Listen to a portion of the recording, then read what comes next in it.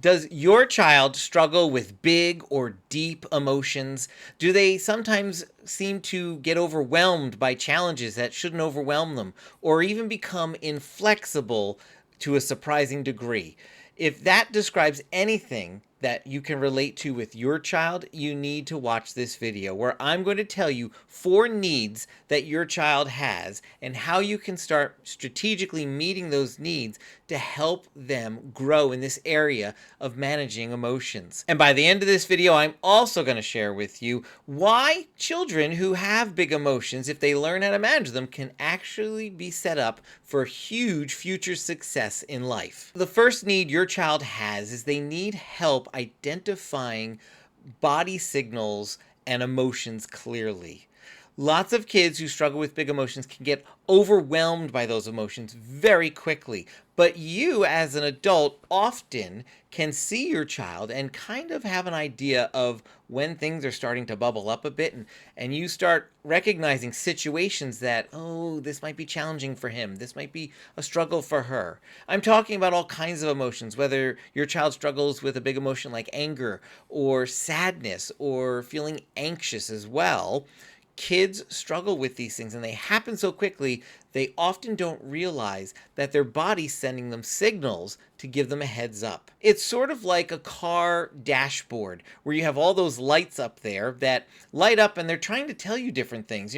One light tells you you're low on your oil. Another light tells you your tire pressure is low. Another light tells you you need to go get gas. Another light tells you the ABS brakes aren't working the right way. And there's lots of other signals too as well. Our emotions are the same way. Our emotions are signals to our heart to let us know that we need to do something. The problem is a lot of kids don't know these signals. They don't recognize that when they're clenching their teeth and raising up their shoulders, that's a body signal that you're feeling a certain emotion, or that when you start biting your nails and looking around a lot, that's a body signal that you're having a specific emotion or that it's starting to creep up. But you as a parent see it.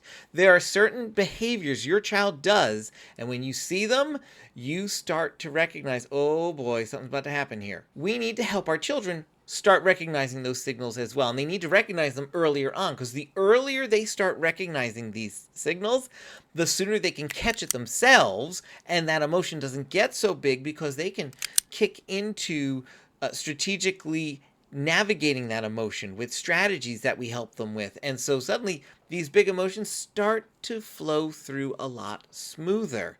So we need to help our kids understand what these are. How do we do that? Is that we start telling them. we notice what our child's body's doing, and we say things to our kids like, hey, do you know what I noticed? I noticed that when you start feeling frustrated right before then, here's what your body does. Like, you just tell your kid what their body's doing. And you say to them, so the next time you notice that, here's what I want you to do. And give them a little plan for something to do. And if you start noticing it, because likely they're not going to notice it right away, if you start noticing it, instead of wondering yourself, uh-oh, is something going to happen? All you have to say is, hey, I'm noticing what we were talking about with your body. How are you feeling? And right there, you've raised their consciousness to what's going on, and they start thinking, how am I feeling? Now, for some kids, this might get them really angry or really sad. They might cry or something like that. And don't think, oh, then I shouldn't do it. Well, no, we still want to catch them earlier in the process as much as we can, but your commenting on it isn't what now caused this. That was going to happen if you didn't comment it on as well, because they weren't even aware of it, and it was going to get bigger. But your comment sort of like popped the bubble a little early there, and that's okay as long as we have some strategies in place to help them now. But we want to help them recognize their body signals a whole lot sooner. For some kids, it's not always a body signal. Sometimes, some of us, we just go from 0 to 60 like that, and we're like, there's no signals at all. It just happens. Likely, it's a situation then. And so your child might struggle whenever there's a blocked goal. Your child might struggle whenever they don't get to have certain foods at dessert time or something like that. Or they might struggle whenever they go to the doctor or whenever they go to this setting or that setting. There are situations that children will sometimes struggle with, and you know what those are for some of our kids. So we can start telling them, like, hey, let's come up with a plan. We're about to go to this place, and here's how you've reacted the last couple of times. You don't enjoy that, I know, and neither do I, and it's not helping you. So I've got a plan that we can do together. Let's give it a try. And we're going to work together with our child. And not every plan we try is going to work, but every plan is going to help us reveal a little bit more of what will work. To the second need that kids have, they need time. These children need time. Some of it is they need time for themselves. Some of it is that they need our time as well. We need to develop routines in our family life that allow for space, that allow our kids to say, I'm feeling frustrated. I need to go over here. I need to calm down myself. I need to sit down. And for some kids that might involve an adult, that might involve something else as well. Like there's lots of ways to do this well, but we need a plan that works well for our children, and it's going to take time and intentionality and consistency and practice for this plan to get into place. But we need that space so that our kids have that time. That's going to be so important for their success. The third need that these children have is that they need to be reassured that their big feelings are okay. Lots of times we send the wrong message about feelings. We make kids with big feelings think that those are bad feelings, or it's not right to be angry, or if you're worrying too much that's wrong or something like that. That's not the case. There's nothing in Scripture that says that's the case. Scripture teaches that feelings and emotions are signals for your heart. They're not good, they're not bad. They're signals for your heart.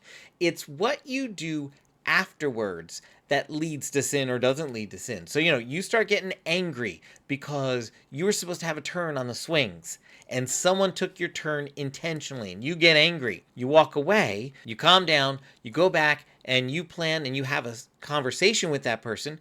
Okay, that's fine. That's great. You were listening to anger the right way. But the kid who gets angry and just explodes with anger and yells and screams and everything else, well, okay, now we've crossed over into like the wrong territory and the sin territory. It was the behavior, not the emotion, that did that. Same's true for other feelings, whether it's sadness or feeling anxious or things like that. It's not wrong to have that feeling come on to you. You don't control that part. It's what you do with that feeling that dictates the rest. So we need to help our children know that it's not wrong that they're feeling these feelings, and we're here to help them. And it doesn't matter how big that feeling gets, we're still big enough to help them with that. And they serve a Savior who understands those emotions too and is big enough to handle them as well. One of the things that I found really helpful with helping my own children with this was recognizing that big emotions aren't as rare as we sometimes make them seem. A lot of times we talk about big emotions or deep feelings, and we talk about them as if they're kind of outside the norm. I sat down with a couple of my children one night because I was looking for Bible stories about big emotions, and I just asked them casually, like, hey, can you just give me some examples? And, of course, I've got, like, Pharaoh on my mind with Moses, and I thought about Peter, and when he gets angry and whips out his knife or his sword and, like, cuts off an ear and things like that. Like, okay, those came to my mind. But my kids, my older kids, they just started listening. I'm just writing away. And I had a page and a half of stories. And what I came to the conclusion of was that, wow, big emotions aren't really rare. In fact, they're all over the Bible. It's all over. Lots of people that we hold up as heroes in the Bible, and lots of people who we don't hold up as heroes in the Bible at all. They struggle with emotions. And so we need to help our kids know, hey, if you're struggling with some of these things, you're not outside the norm here. You're part of it. But it's how you handle them that'll really change things. So our kids need reassurance that big feelings are okay, and we can help them with that lots of times. Finally, the fourth need that children who have big and deep emotions have is a need for a plan for change and opportunities to practice the plan. Children who have these big emotions, we're going to create space and time and a routine for reflection, for pausing family life, figuring out what's wrong and why it's wrong, and making a plan. But kids need some adult help with that too. So we need to have built into that routine a conversation with us parents about, hey, what was going on? What was the emotion you were feeling? Why were you feeling that emotion? Where did it come from? What was happening when you started feeling that emotion? And then finally, we have to ask them, okay, what's your plan for moving forward? And a lot of times our kids aren't going to have a plan. We can help them with that plan and help them in tangible ways. Like, okay, you're upset because you were wanting to use that toy. You hit your sibling instead of talking to your sibling. So let's practice how you would talk. And once you practice how to ask for sharing the toy, you want to also practice. Let's practice what you do if your brother or sister says no or yells at you. What do you do then? Do you now get to hit them? No, you come to me. Let's practice that part too. And so you've got a plan for success. Now, is there a chance your child's going to not do the plan and we're going to be back here having the same conversation? Yes, of course there is. But they have a shot because we've practiced this of doing the right thing. And they're more likely to do the right thing because of practice that you're going to give them. We need to help children practice these skills. It's not enough just to have this conversation and hope they do it later. We need to practice. And the only way to practice this is by intentionally putting our children in controlled life situations that exercise their hearts in these areas. You might be saying, okay, that's a lot of words, BJ. What does that actually mean? Let me give you an example. If your child is struggling with some anxious feelings when they go into social situations, it's very easy for us to start limiting their social interactions a whole lot because, oh, they get so nervous, they get so upset, and things like that. That might be something we do on a certain level, but we also want to exercise that area of the heart. And so we want to come up with a plan for, okay, how do you engage people when you're in a larger setting? How do you have a conversation for the first time? How do you introduce yourself? Whatever the challenges are that your kid has, let's brainstorm solutions for that. And then we have to intentionally place our child in a life situation that exercises those strategies and your child's heart in that area. So you say, okay, we're going to go over to this play date. We're going to go to this small gathering or whatever it is. And I want you to use your strategies to meet one new person. And we're going to work on that together. That's being intentional at stretching this area of the heart, because it's only through exercises like this over and over and over again that we can expand the capacity of your child's heart to handle it. So suddenly your child is not feeling as anxious as they might have felt a month ago, 3 months ago, 6 months ago, because we keep practicing these skills over and over and over again. There are still times where we still do make decisions to not exercise those skills. There are situations that we recognize that's a little too much for my child. And so we're going to hit the pause button. We're not going to use that activity to exercise my child's heart. But here's another situation where we can. And so we do that and we start seeing success. Now, if you've liked what I've been saying here and it's been helping you out, do me a favor, hit that like button so I know that. That helps me out to know how I can better help you with future videos as well. Now, I mentioned I was going to talk about how having big emotions can be in the long run a blessing in many ways. And I want to help you see that, because a lot of times when we see this as a challenge, a struggle. Oh, my poor kid. Your child was given sort of an extra scoop of emotions at a very young age. And the challenge with that is they're a little body, right? And they've got the whole double scoop right now. That's the big challenge. But if children who have these extra big scoops of emotions learn how to navigate those emotions effectively as they grow, they become adults who are emotionally healthy, who also feel things deeper than the average adult. How is that a blessing? Well, Jesus needs people like that in his kingdom, because there's a lot of us who can talk a great game in Jesus' kingdom. Oh, we should go to the nations and tell people about Jesus. We should help the poor. We should help this. We should do that.